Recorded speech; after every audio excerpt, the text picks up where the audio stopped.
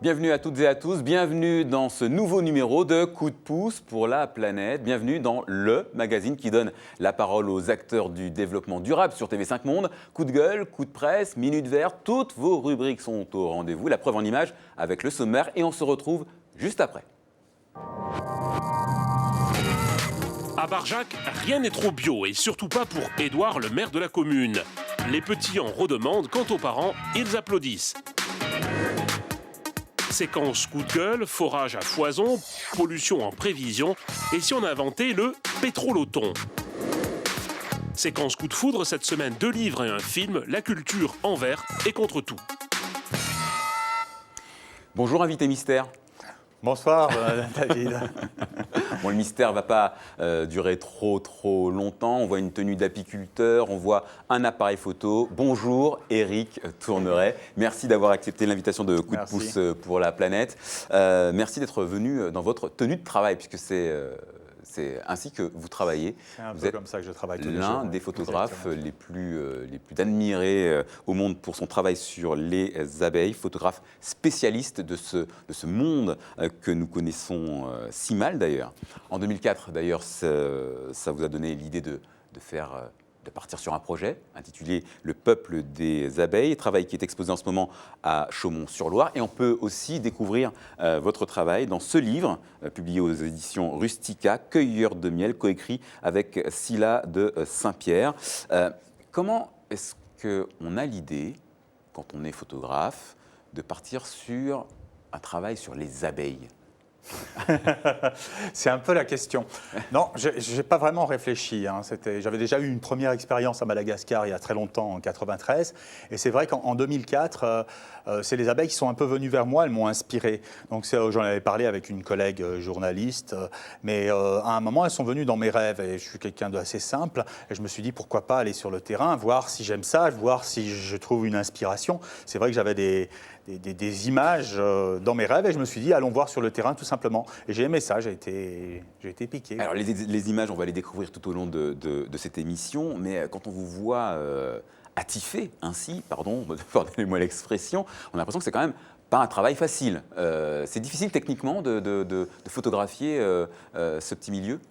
C'est pas. Déjà, il faut travailler protégé, donc c'est vrai que c'est pas toujours facile. Il y a tout un travail dans la ruche ma première partie de travail qui a duré 3 ans, c'était vraiment dans la ruche où je suis allé à la rencontre des apiculteurs en France principalement. Donc là, c'est vrai que c'était de la photo un peu lourde dans le sens que j'arrivais avec beaucoup d'équipements.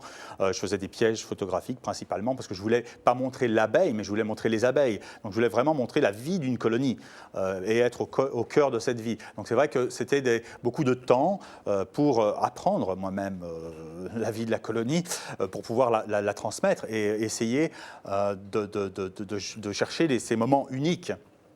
On dit que les abeilles disparaissent, en tout cas dans le monde occidental. Est-ce que, en travaillant, puisque vous avez voyagé dans le monde entier pour faire vos photos, est-ce que vous avez pu constater qu'effectivement, danger il y a sur les abeilles ? Oui, tout à fait. C'est vrai que les abeilles, l'homme est rentré en prédation sur l'abeille et est rentré en compétition. Donc c'est vrai que partout où on retrouve de l'agriculture intensive, avec une utilisation de pesticides et d'herbicides, l'abeille a des problèmes aussi bien aux États-Unis qu'en Europe principalement, et aussi autrement aussi bien en Argentine aussi avec des problèmes d'OGM. Donc c'est vrai que l'abeille a beaucoup de problèmes. Principalement, c'est les apiculteurs, disons, amateurs qui vont arrêter l'apiculture. Donc ça pose un problème après de présence de pollinisateurs. Il y a des endroits en France où il n'y a plus pratiquement de colonies d'abeilles ni de pollinisateurs. Chaque semaine, on passe un coup de presse. C'est l'occasion de passer en revue l'actualité verte. Et cette fois, c'est Amélie Cano qui s'y est collée. Et elle va nous emmener en Bolivie, pour commencer. En chemin pour crier leur colère. Le site Green et Vert se fait l'écho de la révolte de ces Indiens de Bolivie. Partis de chez eux dans le nord du pays il y a un mois, ils sont en route pour la capitale bolivienne. Une marche de 600 km pour protester contre un projet de route qui doit traverser le parc naturel d'Isiboro, où vivent 50 000 Indiens d'Amazonie. Un chantier immense, financé par le Brésil. Le président Evo Morales soutient le projet et reste sourd aux revendications, mais les Indiens ne s'avouent pas vaincus. Et si les machines à laver étaient responsables de la pollution des océans? C'est ce que nous apprend le Figaro. Des chercheurs britanniques ont découvert que certains micro-résidus de plastique qui flottent à la surface des mers sont en fait du tissu. Plusieurs tonnes de fibres synthétiques, comme du polyester ou de l'acrylique, sont évacuées par l'eau des machines à laver et finissent dans le ventre des poissons. Un conseil pour limiter cette pollution, porter du coton et améliorer les filtres de nos machines. Et cette initiative étonnante rapportée par la chaîne CNN, aux Philippines, les bouteilles en plastique se multiplient sur les toits des bidonvilles de Manille. Des bouteilles qui servent de lampes. Remplies d'eau et de quelques cuillères d'eau de javel, elles apportent autant de lumière qu'une ampoule de 50 watts grâce aux rayons du soleil. Ça ne fonctionne qu'en journée, mais c'est gratuit et grâce à elles, les habitants ne vivent plus dans le noir. Alors Éric Tourneret, on a l'impression quand on regarde justement les coups de presse chaque semaine qu'on parle beaucoup de pollution, on parle beaucoup de disparition de la biodiversité. Est-ce que vous avez pu le constater, vous, à travers tous vos voyages à travers le monde ? Oui, il y a une vraie prédation de l'homme sur le milieu qui s'accélère. On est en surconsommation, donc on est dans une société technologique qui a besoin de cette surconsommation. Donc c'est vrai que partout, je suis tombé sur des problèmes environnementaux qui étaient ou de la déforestation par rapport à la surpopulation, ou alors à des nouveaux plans, comme en Éthiopie, où ils ont décidé de faire de l'agriculture intensive avec des champs de canne à sucre, tout simplement qui vont changer la face du pays. Donc l'agriculture intensive arrive même avec des financements chinois, indiens, dans des endroits très reculés. Et ça commence à devenir un véritable danger. D'accord, mais est-ce qu'il est possible aujourd'hui de revenir en arrière? Et est-ce qu'il est possible pour des pays aussi pauvres, par exemple que l'Éthiopie, de faire l'impasse sur une agriculture intensive qui est génératrice de gros revenus? Gros revenus pour qui, on va dire? C'est toujours la question.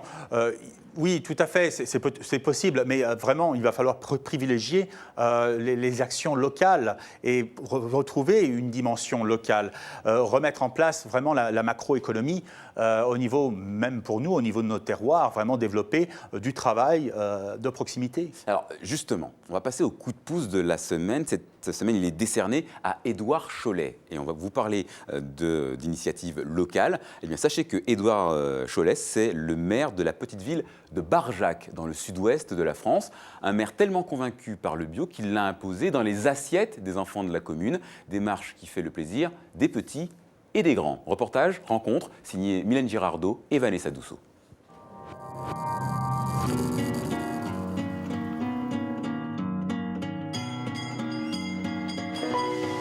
Jour de rentrée à Barjac. Bonjour.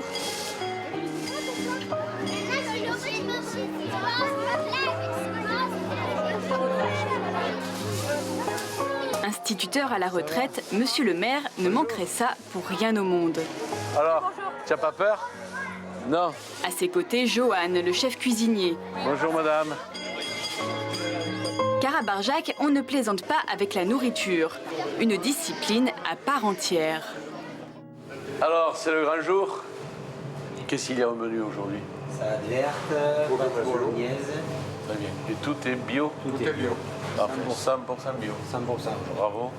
Et la cuisine bio, ça ne coûte pas plus cher à la commune. Le prix moyen d'un repas dans une cantine française est de 7 €, dont 1,50 € pour la matière première. À Barjac, En calcul strictement comptable, c'est 6,40 €. Ça veut dire qu'ils ont les moyens d'acheter des bons produits. Et ça, c'est capital. C'est une décision politique. Je pense que c'est possible de le faire partout. S'approvisionner, tous les collèges, toutes les collectivités peuvent arriver à s'approvisionner. Au niveau de cet approvisionnement, on est obligé de prendre à l'étranger, en Italie, en Espagne, en Allemagne. C'est dommage parce que justement, s'il y avait un peu plus de producteurs qui s'y mettaient en France, on arriverait à travailler encore plus avec eux. Alors, pour y remédier, le maire a trouvé une solution et il tient à nous la présenter. Voilà la grange des Prés. Nicolas et Emmanuel viennent justement de s'y installer. Leur créneau, c'est le bio. Ils lancent bientôt un élevage bovin. Des maraîchers et des apiculteurs, bio eux aussi, sont sur le point de les rejoindre. Tous alimenteront la cuisine des écoles.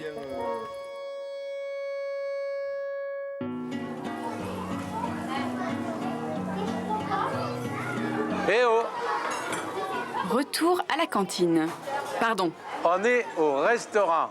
On se prend pas pour n'importe qui. Oui, j'en veux encore. Et c'est trop bon, hein? Voilà, mais je vais manger avec vous. Pourquoi c'est bon? Parce que c'est bio. Mon expérience d'enseignant m'a fortement convaincu que le repas était quelque chose d'important, de majeur pour l'équilibre de l'enfant, pour son attention scolaire, pour sa santé, pour son entrain et son bonheur et son plaisir de venir à l'école aussi. On est heureux que oui, les enfants, là, surtout dans une cantine scolaire, soient habitués à des produits de qualité. Les enfants mangent sainement, donc à partir de ce moment-là,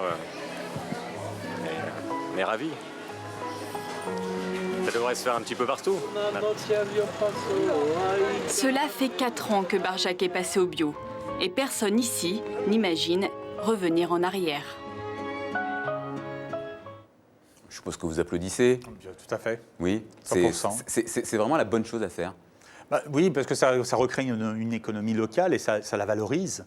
Donc c'est important, surtout en France, où on a un grand besoin d'emploi, où beaucoup de gens maintenant n'ont plus de travail. Il faut vraiment aider ce genre d'initiatives qui vont ramener de la vie au niveau local, c'est certain, où des apiculteurs, où des gens vont pouvoir s'installer. Il y a plein de jeunes qui veulent s'installer en tant qu'agriculteurs bio, mais il faut vraiment les aider et les soutenir, et ce qui n'est pas encore le cas de nos jours.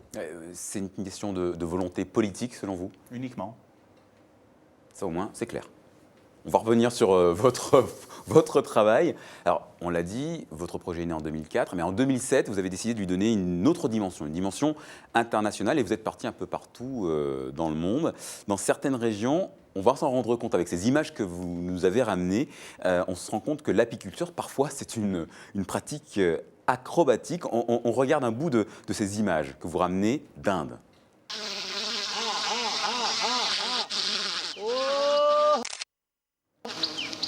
Bon, là, on est vraiment sur une abeille qui est une abeille sauvage. Hein. C'est vrai que c'est une abeille asiatique qui a une zone qui vit à peu près de l'Himalaya jusqu'à Bornéo. C'est vraiment l'abeille de Lapis dorsata, qui est une grosse abeille. Donc elle niche sur les falaises ou sur les arbres. Et donc traditionnellement, ces gens qui ne sont pas des Indiens en soi, c'est vraiment des tribus. Hein. C'est vraiment des tribus, c'est des autochtones, on va dire, qui étaient là bien avant l'arrivée des Tamouls, vont cueillir le miel sauvage, comme ils allaient aussi ramasser les noix de la forêt. Donc c'était des gens qui vivaient, il y a encore 25 ans, complètement en forêt, de façon nomade. Alors, vous êtes aussi allé à la rencontre d'apiculteurs du continent noir. Au Cameroun, notamment, on va découvrir les images, parce que ça existe aussi en Afrique. Et c'est vrai qu'on n'y pense pas forcément. L'apiculture était à peu près partout dans le monde. Hein. Elle est vraiment très très présente parce qu'elle date. C'est une relation très très ancienne. C'est cette relation de domesticité ou de cette relation de chasse au miel est vraiment une tradition très ancienne qui remonte à la nuit des temps. Il y a 10 000 ans, on a déjà des traces des peintures rupestres en Espagne ou dans le sud de l'Inde de cette apiculture. Et les gens pratiquaient l'apiculture principalement pour faire la fête en fin de compte, parce que c'est pour faire de l'hydromel. Donc la première utilisation du miel, c'est tout simplement la fabrication de l'hydromel, bien avant la bière ou le vin. Nous avons aussi choisi des clichés que vous avez pris en Argentine, parce que l'apiculture peut aussi être fluviale. On le voit là, des ruches sur un bateau, ça correspond à quoi? Donc là, c'est une transhumance, hein. C'est une transhumance, c'est intéressant. Depuis, on va dire, même depuis bien plus longtemps, hein, à peu près au Moyen-Âge déjà, les gens avaient compris qu'ils pouvaient bouger les ruches pour les amener sur des sources de nourriture pour les abeilles. Donc là, en Argentine, ils font exactement la même chose pour amener sur un delta où il y a une flore assez endémique et magnifique, des centaines et des milliers de ruches à la saison qu'il met place sur pilotis pour éviter justement tout ce qui peut être les inondations principalement. Du coup, ça veut dire que les abeilles, c'est une problématique mondiale. Oui, tout à fait, tout à fait. Complètement. Pour moi, les abeilles, ça me permet de parler aussi bien d'économie que de culture, d'environnement, de comparer la société des abeilles, en tant que c'est une société organisée qui vit ensemble avec notre société humaine. Oui, c'est un exemple assez extraordinaire. Est-ce que vous connaissez le pétrolothon? Du tout. C'est le nom du coup de gueule de la semaine. Vous pouviez difficilement deviner. Dans Pétrolothon, il y a pétrole. Et pour Franz Vaillant, c'est l'occasion de dévoiler un palmarès assez peu glorieux. On connaît le marathon, le téléthon, et si on organisait un pétrolothon? La règle est simple. Et déclarer vainqueur la compagnie pétrolière responsable de la plus grosse marée noire. BP, qui a de solides références en la matière, pourrait être le grand favori. Mais voici que Shell s'annonce comme un rival très prometteur. À son actif déjà, la pollution dans le delta du Niger, une référence. Et puis, cet été, la firme a gentiment souillé les côtes écossaises. Mais ce géant pétrolier peut mieux faire encore, puisqu'il vient d'être autorisé à forer en Alaska.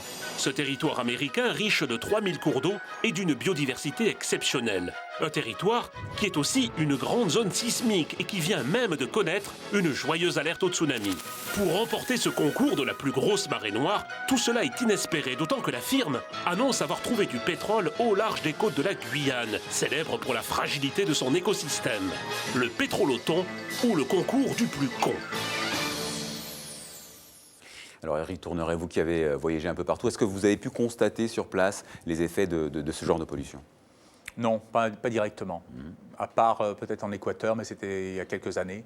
Et c'était justement la pollution de la partie amazonienne par les compagnies pétrolières. C'est vrai que, à nouveau, le problème surtout, c'est que ces pollutions, ou alors la manne économique qui ressort du pétrole, ne profite absolument pas aux populations locales.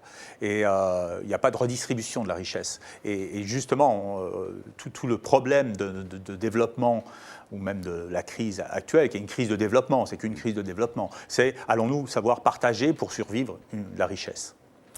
On va vous demander de réagir à 2 photos. Et ce ne sont pas des photos de vous.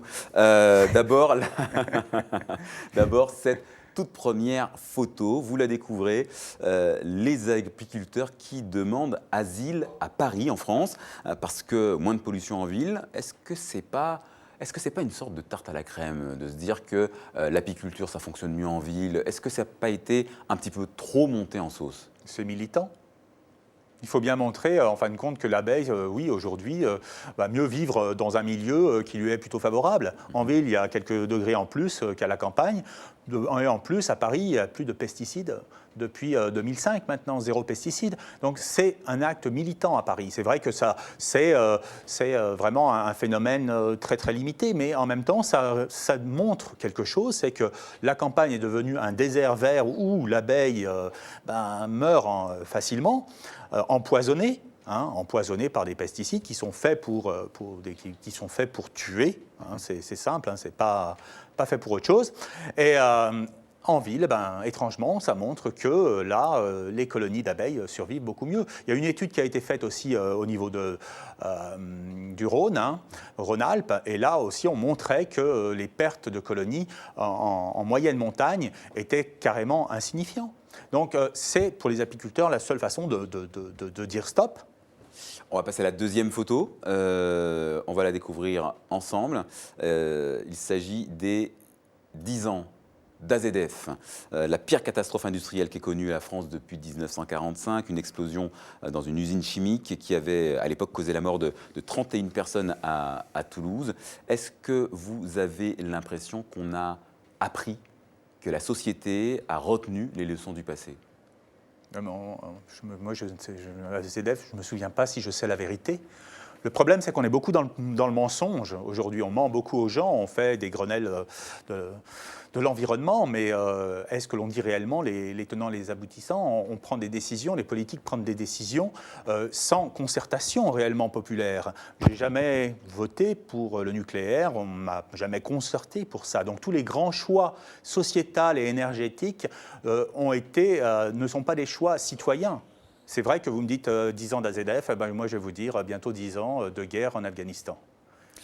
C'est l'heure de notre sélection culturelle verte. On va être un peu plus léger. Vous connaissez le principe. Livres, DVD, revues, BD. Notre équipe a tout vu, tout lu. Et voici ses coups de foudre de la semaine. Compost est un petit cochon vert. Grâce à lui, les enfants apprendront à prendre soin de la planète. Texte court, illustration rigolote, Compost montre la voie. Et pour faire travailler un peu ses méninges, une multitude de questions disséminées dans le livre. Un guide astucieux pour les écolos juniors. Votre enfant vous bombarde de questions sur la ferme ou sur les dinosaures. Pas toujours facile de bien répondre. Par exemple, quand il vous demande pourquoi les dinos ont de grandes pattes et qui donc s'occupe de leurs petits. Eh bien, tournez les pages, regardez les photos et les dessins. Toutes les réponses s'y trouvent. 2 ouvrages ludiques et intelligents. Rencontre avec les Inuits qui peuplent l'Arctique canadien. Ce peuple de la glace lutte quotidiennement contre les conséquences du réchauffement. Raréfaction du gibier, fonte de la banquise, ils nous lancent un vibrant appel à l'aide pour protéger leur écosystème. Émouvant. Aidez-nous, nous, Inuits, à rester sur nos terres. Alors vous nous disiez pendant le coup de foudre que là encore, il y avait danger sur la biodiversité humaine, c'est ça? Oui, tout à fait. Il y a beaucoup de langues, il y a beaucoup de peuples qui sont en train de disparaître parce que leur milieu est en danger. On voyait les Inuits, c'est vrai qu'avec le réchauffement planétaire, leur façon de vivre va être complètement transformée. Quand vous voyez ça, ne vous donne pas envie de changer parfois de sujet, puisque depuis 2004, vous travaillez que sur les abeilles. Vous n'avez pas envie de découvrir d'autres aventures en photo? En photo, j'ai fait déjà beaucoup d'aventures différentes en photo, donc je ne suis pas frustré. J'ai eu une vraie carrière de photojournaliste avant, avec des sujets très très différents. Donc pendant des années, je passais d'un sujet à l'autre. Là, tout d'un coup, je tombe sur une histoire qui est une histoire merveilleuse, où je vais dans des endroits improbables, avec des histoires humaines, et où je peux faire des découvertes, des vraies découvertes, donc à ramener des histoires vraiment uniques. Donc non, c'est passionnant, et en même temps, c'est un peu mon œuvre. Donc non, mais c'est vrai, je ne tomberai pas 2 fois dans ma vie sur une histoire pareille, donc je préfère parachever cette œuvre, oui, et puis bon, je vais être aidé par une fondation, donc la fondation Melvita qui va m'aider pour aller jusqu'au bout de ce travail. Donc j'ai vraiment envie de faire un beau travail de référence mondiale. On est dans la mondialisation, donc oui, je vais faire un travail de référence mondiale sur l'abeille dans le monde. Et on va passer à la Minute Verte, ou comment apprendre ces petits gestes du quotidien qui font un sacré bien à la planète. Nos confrères de la TSR nous le répètent, quand ça goûte, eh ben c'est gâché. Mais qu'est-ce que c'est? Un arbre? Ah, un accordéon? Un MP3? Oh, arrête, c'est pas ça, c'est des livres. Ah, on est dans une bibliothèque! Une double bibliothèque! Oh, mais toi, hein, t'as vraiment le sens du détail. Et ça, un fauteuil, bien sûr, avec un petit guéridon, le même que le tien. Oh! Qu'est-ce qu'il fait, le gaillard? On dirait qu'il s'ennuie. Mais c'est quoi ce bruit? Il se fait couler un bain? Ah, peut-être bien. Mais non, c'est la pluie! Ah, il pleut, il regarde la pluie tomber. Il a que ça à faire. Mais non, c'est pas la pluie. Mais ça continue. Alors c'est quoi? La chenou? Une gouttière? Je comprends pas. Puis là, oh, dis donc. Oh, on dirait un aquarium. Oui, il y en a un qui est mort d'ailleurs. Ah, mais non, c'est le rideau de tout à l'heure. On est dans la salle de bain. Ah, mais alors qu'est-ce qu'il fait le mec? Il est en train de se couler un bain. Ah bah non, c'est une fuite. Ferme tes robinets, c'est plus écologique. Et puis si c'est plus grave que ça, appelle Super Mario. C'est déjà mieux. Bon, c'est déjà mieux. Oui, c'est beaucoup mieux. Vous fermez les robinets, vous? Ah oui, j'essaie de fermer les robinets, oui, j'aime pas les fuites. Allez, c'est l'heure des 40 secondes, c'est votre carte blanche à vous. Pendant 40 secondes, vous n'avez qu'une seule obligation, vous nous donnez votre coup de pouce pour la planète. Attention, top chrono. Faire du vélo, consommer local, essayer de se déplacer plus souvent à pied, ça fait du bien. On faisait beaucoup plus de sport avant. il y a 30-40 ans. Donc vraiment essayer de se maintenir en forme et puis de consommer local. Voilà, vraiment et de recréer autour de soi, connaître les gens et d'être une communauté humaine. Merci Éric Tourneret, merci d'avoir été notre invité. Je rappelle que votre travail, on peut le découvrir à Chaumont-sur-Loire, puisqu'il est exposé là-bas. Je rappelle également le titre de votre livre. Là encore, on pourra découvrir votre travail. Cueilleur de miel, c'est aux éditions Rustica. Et là encore, des photos magnifiques. Merci beaucoup d'avoir été notre invité et bonne continuation. Vous n'oubliez pas que notre émission continue sur notre site internet et sur notre page Facebook. Vous savez, on attend vos coups de pouce, vos coups de gueule, vos coups de foudre. Je vous dis juste à très bientôt sur TV5 Monde, la chaîne francophone.